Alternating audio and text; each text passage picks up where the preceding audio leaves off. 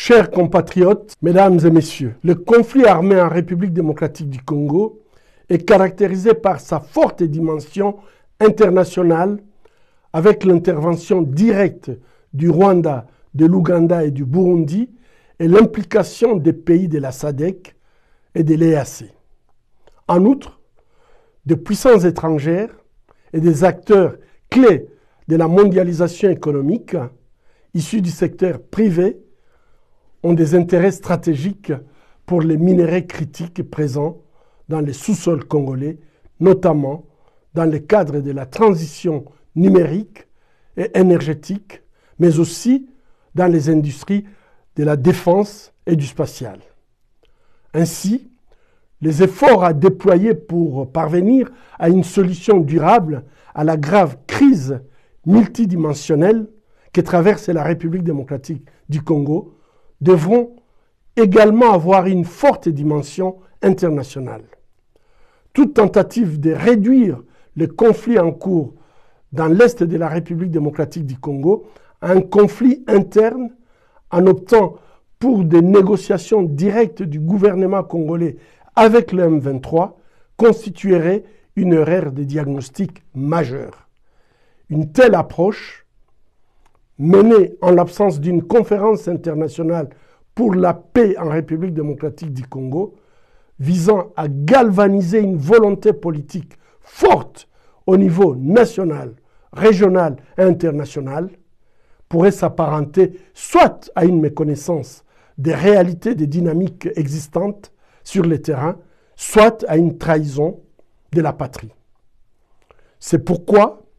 nous appelons à la tenue d'une conférence internationale pour la paix en République démocratique du Congo, qui aurait pour objectif de revitaliser l'accord cadre d'Addis Abeba et de créer une plateforme de haut niveau visant à faciliter un dialogue constructif et à la hauteur des défis actuels.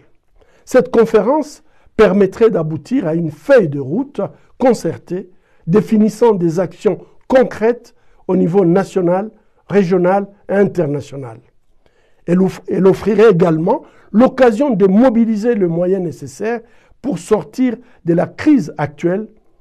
et jeter les bases d'un projet de paix durable en République démocratique du Congo dans le cadre du pacte social pour la paix promis sous l'égide de la CENCO et de l'ECC.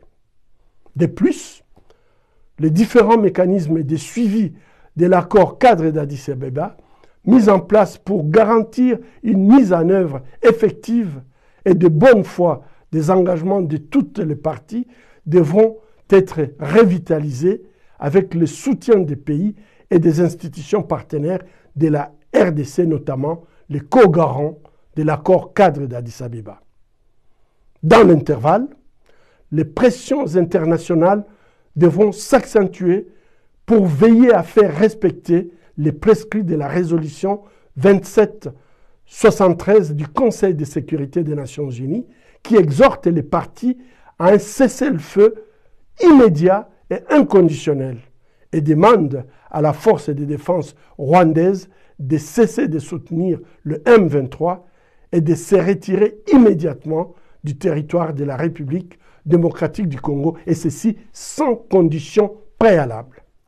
Cette résolution est une avancée significative pour la paix en République démocratique du Congo et devrait jouir d'une préséance dans toute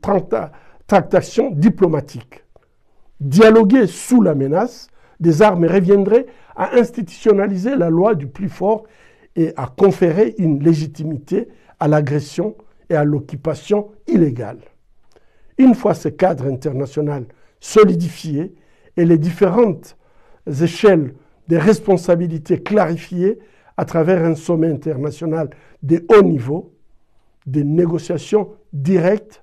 pourraient alors être envisagées, incluant tous les groupes armés, y compris le M23, la société civile, les partis politiques et le gouvernement congolais. Cette démarche s'inscrirait dans l'esprit des initiatives diplomatiques menées sous l'égide du président angolais João Lourenço, dont nous saluons les efforts. Toutefois, pour garantir une paix durable, Ces négociations devront s'insérer dans le cadre des principes fondamentaux de la Charte de l'Union africaine, garantissant la souveraineté et l'intégrité territoriale de la RDC. Procéder autrement reviendrait à mettre la charrue avant le bœuf, une démarche qui risque d'accélérer et de légitimiser la balkanisation de la République démocratique du Congo ou le processus en cours d'annexion de Kivu. Ainsi, nous invitons les acteurs impliqués dans la crise et dans les tentatives d'y mettre fin, d'éviter la répétition des erreurs du passé pour ne plus léguer aux générations futures des compromissions qui hypothéqueront une fois de plus à la nation congolaise son droit à disposer d'elle-même et à vivre en paix. Je vous remercie.